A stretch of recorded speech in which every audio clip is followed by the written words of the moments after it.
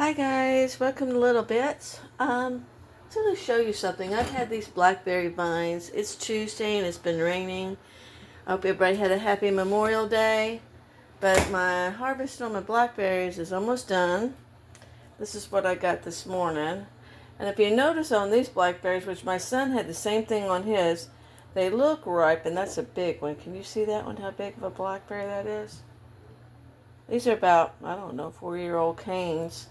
They're not that many. Look at that one. But I harvested these. These were not red like this. You see where they're showing up red? When I harvest them, they look like this, right? They go in the refrigerator, or they're sitting out, and all of a sudden, they lose their color. It's almost like the black goes away. And this is just, I've already used, besides taking out the bad ones, I might have to just freeze them, some of them.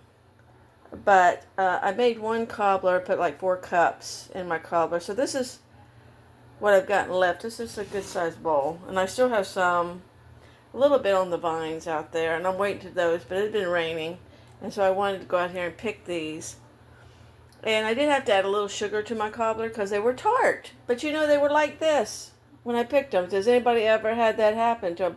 And I know my sons last year did that. They look like they're perfectly ripe. You bring them in, put them in a bowl for 2 days, and look like this.